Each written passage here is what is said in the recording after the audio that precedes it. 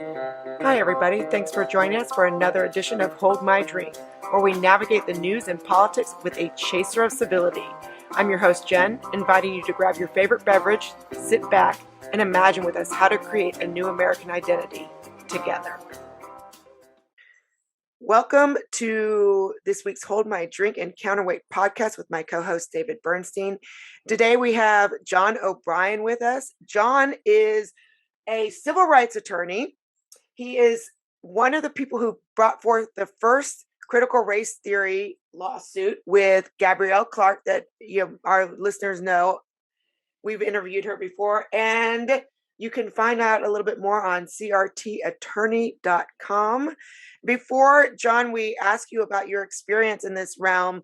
I know you're at work. It's a Friday, so I don't see a drink in your hand. Water. Oh, Power-Ade. Okay. Yes. Or grape soda. Okay. David, are you teetotaling it today? I do have a drink, and I did spike it with a little vodka.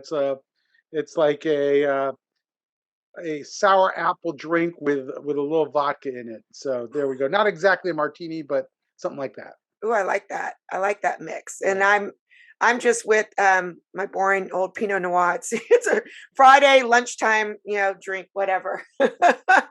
So, all right, let's get started. Jon, we are part of the same group, email group, Stop CRT. I know of you because we've interviewed Gabrielle Clark, Gabs Clark, as I already mentioned. She is the first parent and you are the first attorney to actually do a lawsuit on critical race theory. Can you tell us a little bit more about the challenges of that and where you're at now in that lawsuit and what you see as the future of this in the legal profession? Well, I would say the challenge is all the clients, all the parents, or their children. There's a lot of attorneys eager to do it, I think, at this point. That wasn't the case when Gabrielle and her son filed in the fall of last year. That was still very much, that was still very much in the wake of Floyd and everything. People were very scared. We didn't know what was going to happen. We didn't know if me and Gabrielle were going to get bricks through our windows. I guess she didn't get a brick through her window, and neither did I. Well, figuratively, I did, but I guess it's important to disabuse parents of the fear that something awful is going to happen to them. I know a number of plaintiffs at this point who have brought lawsuits, mostly on the employment side, but they weren't fired.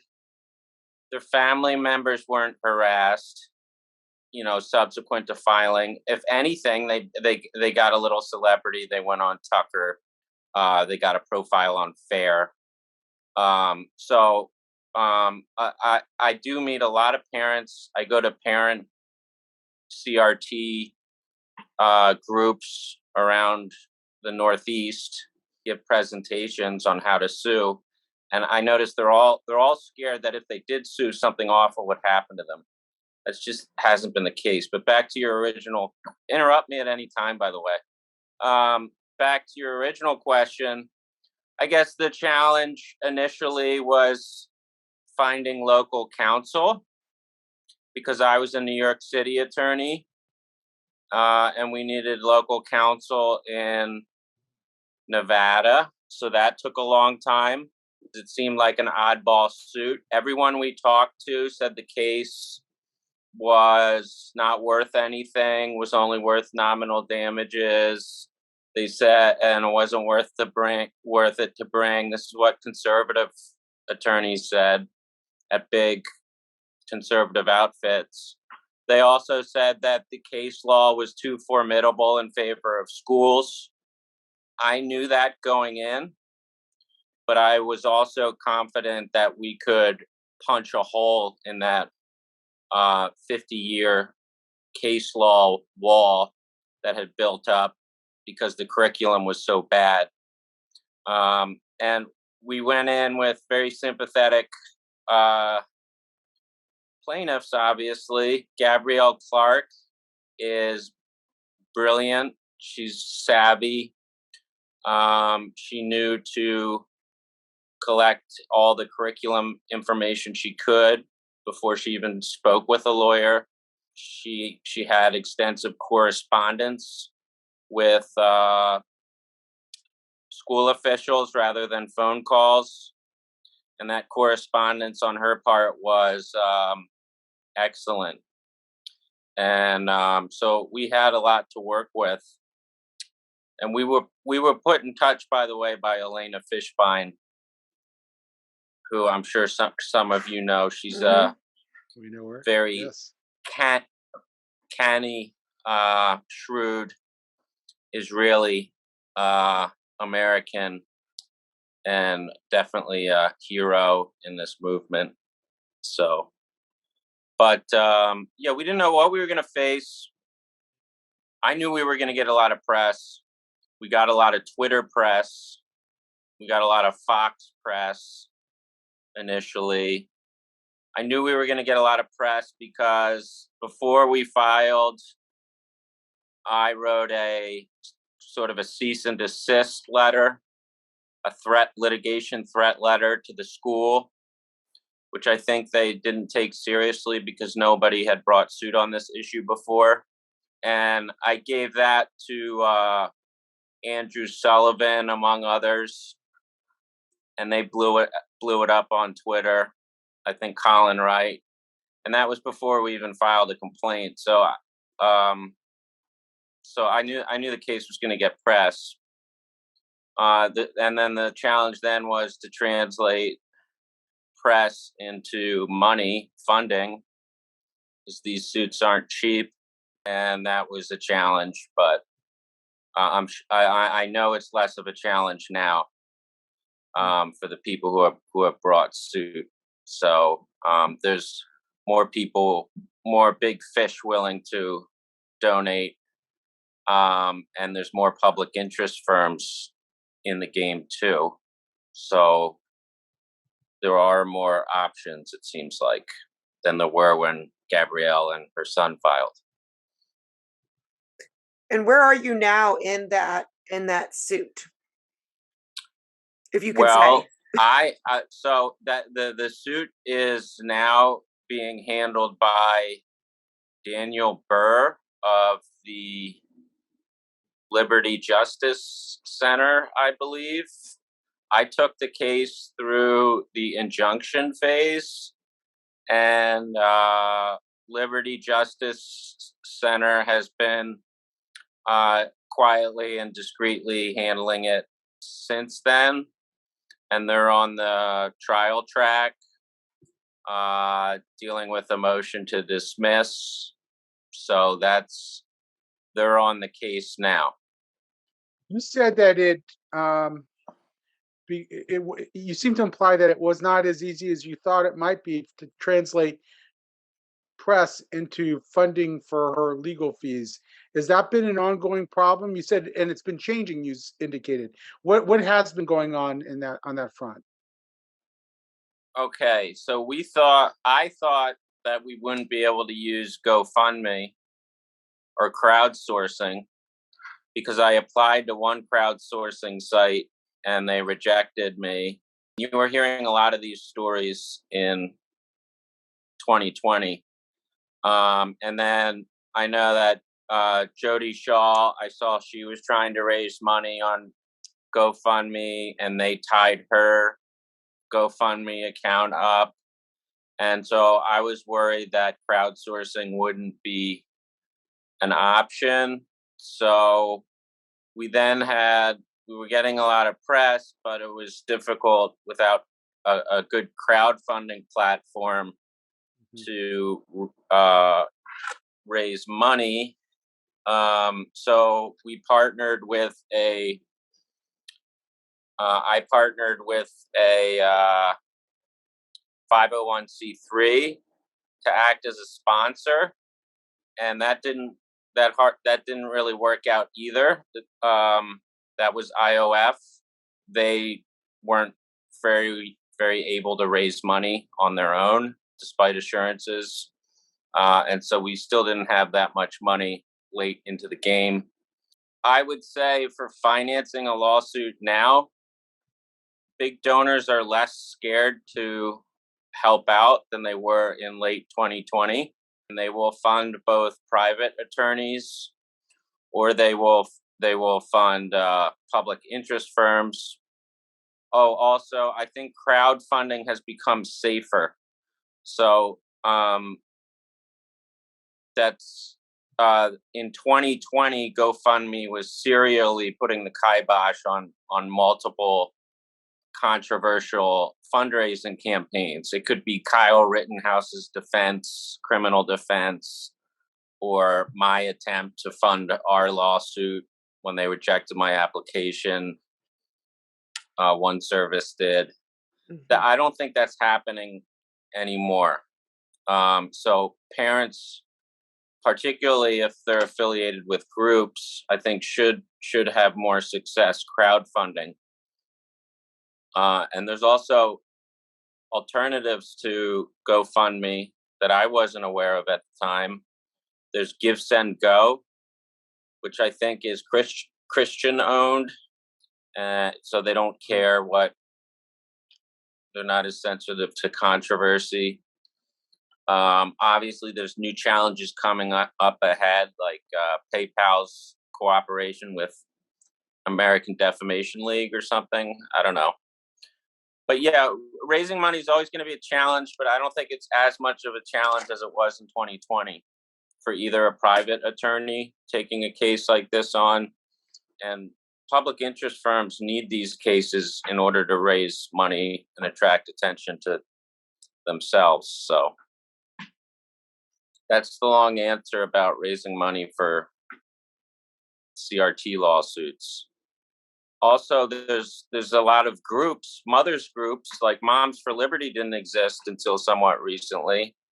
And No Left Turn for Education is much bigger, and they now have a 501c3 that allows them to collect donations. So the infrastructure is in place now. If you're affiliated with one of those organizations, those national organizations, I think to raise money. That wasn't the case. Gabrielle Clark and her son were really pioneers, and as a result, everybody else caught up to them. Not vice versa, but yeah, Gabrielle's been very vocal lately, and she is quite. She's a what's the word I want to use? I mean, very courageous leader in this, because she's been saying, look, she might even end up being bankrupt, when this is all said and done. But her calling to do this because of her son has been so strong that she feels that outweighs any financial concerns. Yeah, she's an altruist, and I don't think anybody was expecting to get rich at the beginning, and she did this. She and her son did this anyway. Really, we were trying to fix a problem at a most basic level. They really weren't going to let the kid graduate, William. Like, they said that explicitly in writing, because they didn't think that critical race theory was actionable legally. They bullied Gabrielle and her son, and they essentially put that into writing. And then we found out a lot more in discovery too. By the way, what terrifies institutional defendants more than a adverse verdict or a big settlement is discovery. They're not going to pay a settlement. Their insurance company is. They can shrug off a adverse verdict. What they're really scared of is discovery, where you can see how the sausage is made. You get the inner office emails, et cetera, et cetera. Sometimes they're adverse to bad press, but it's discovery that they're really scared of. Do you see a new group of attorneys coming up the pike that are willing to represent people affected by CRT in school and the like, or at workplace? there's a lot of local. There's a lot. I go around to, as I said, I've given a lot of presentations in pretty obscure areas on this stuff where there'll be a mother's parental group animated about CRT or something, and they are getting a lot of help from the local attorney. It's not just national public interest firms. There is more help from local attorneys. These local attorneys tend not to be constitutional lawyers, but you know what? I mean, Title VI is pretty self-explanatory. The First Amendment, you can bootstrap your way into becoming proficient in that. And what local attorneys do tend to have that constitutional lawyers don't have is a good understanding of local administrative and education law. So they're good with FOIL or right to know requests, and they're helping out there. And they also have a stake in the community, these attorneys. I'm talking about like Long Island personal injury attorneys or family law attorneys who didn't, you know, they're not idealists, but they have a kid in the school district and they're pissed off, A, about masks, and 2, about this intersectionality CRT nonsense, which is Greek to them, but they don't like it. You know, Long Island's getting pretty hot, and Long Island has to have the highest per capita concentration of attorneys. They're not fancy pants constitutional lawyers, but they're good and they're aggressive. And they're in the process of bringing suits. So, yeah. So what made you interested on a personal level in doing this work and in defending Gabs? Well, I guess first of all, when I first met Gabs, she had everything in place, and that impressed me.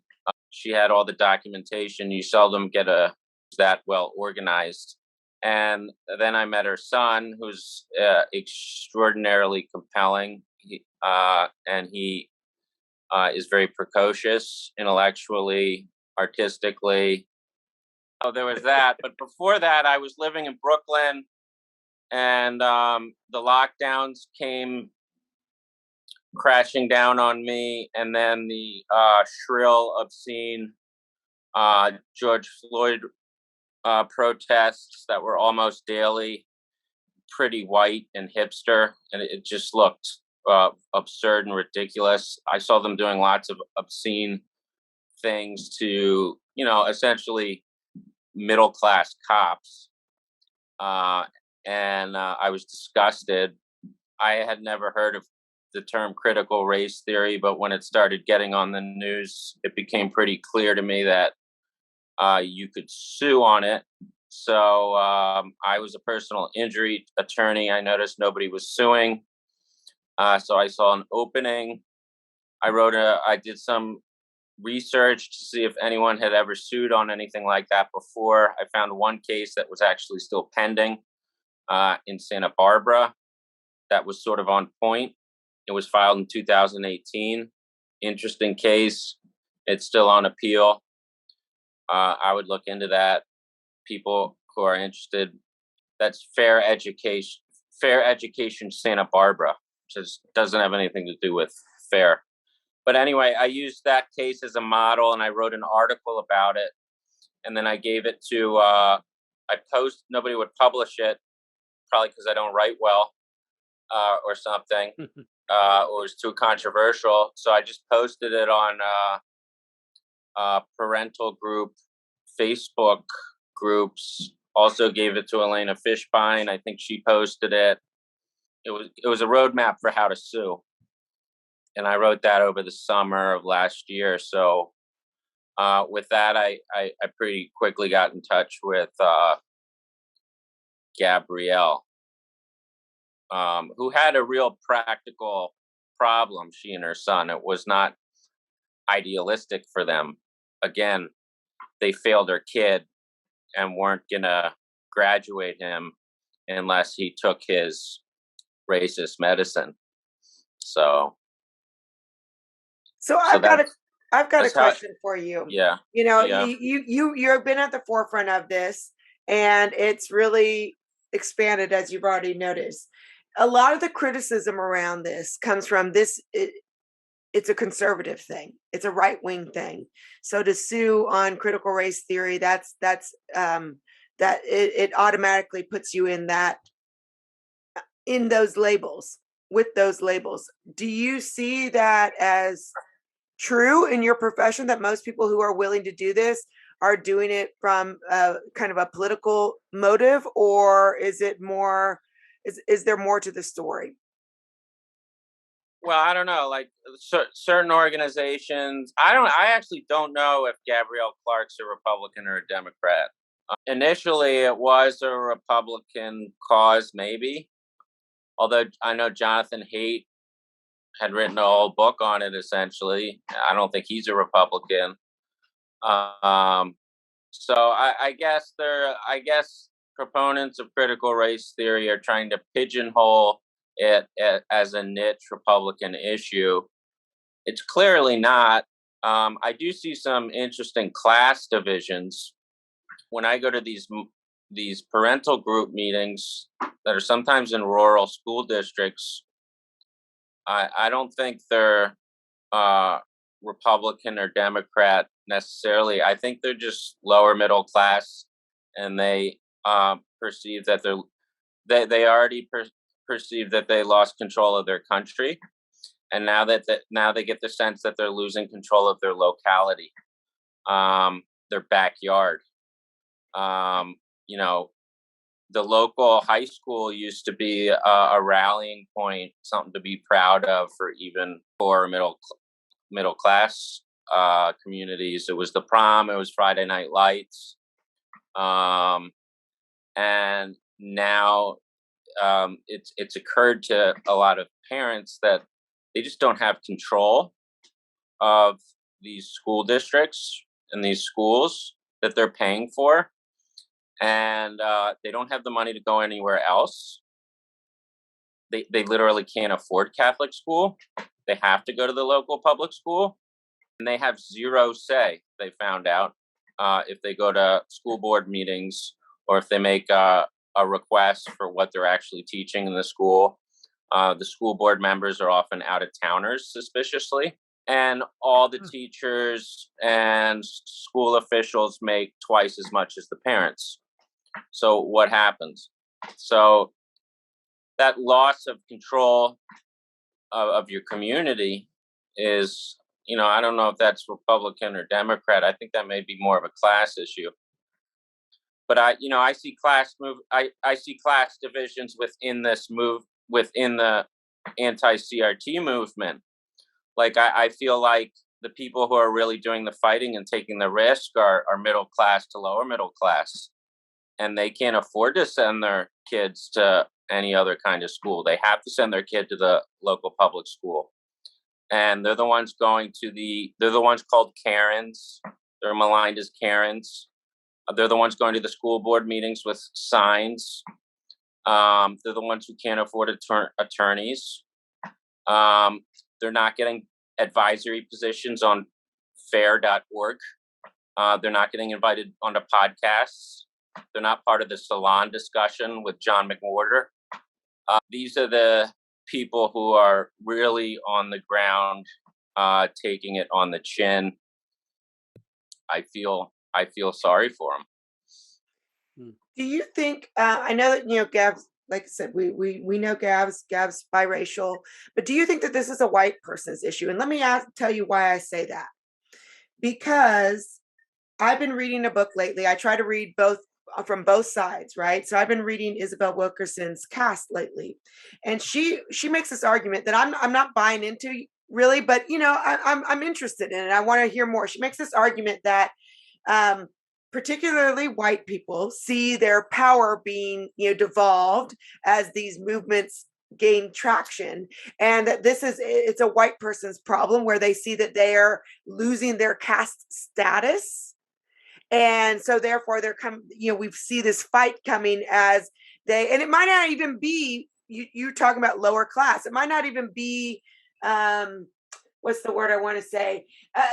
They might not even be conscious of the reason that there is this anger, but they're saying she makes the argument that you will see more white people fighting this battle because of caste, which plays in with class, which is interesting because the very first person who ever made this lawsuit, Gabs Clark, is not a white woman.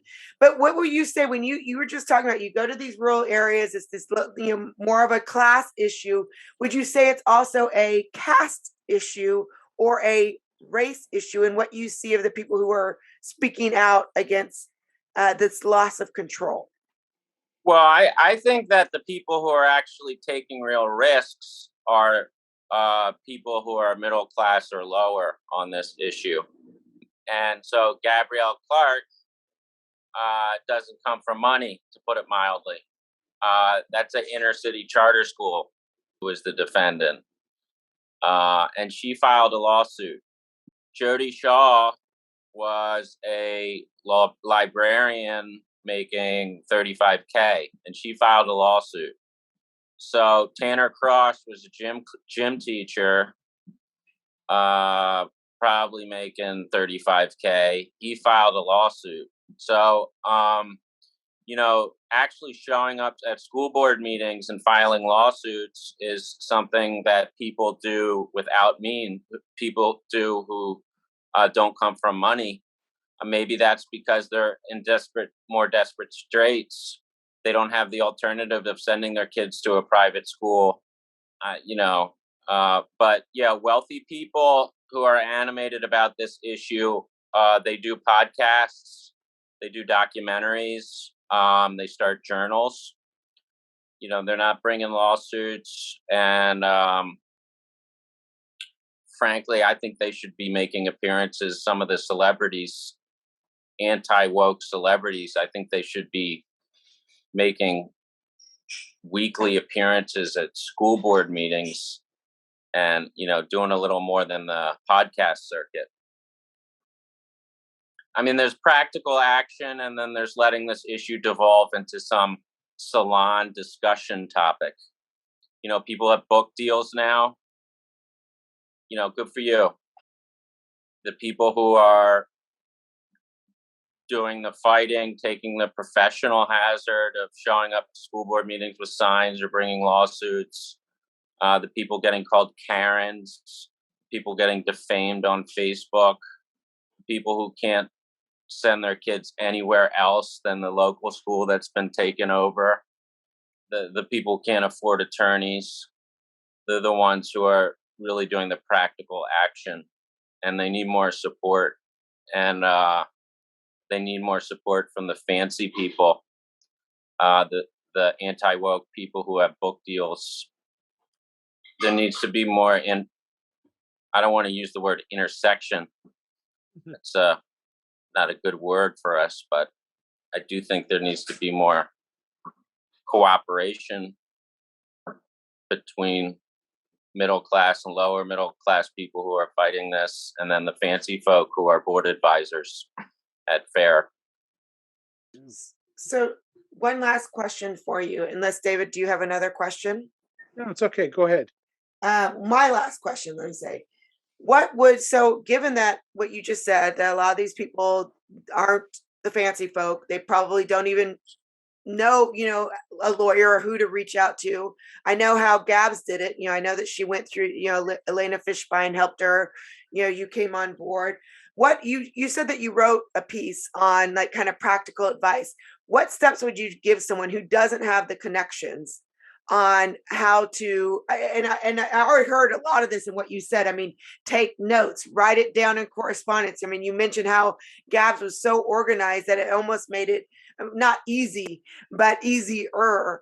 What would you say to someone who is facing this right now and they don't know where to turn? What were the steps that they should take?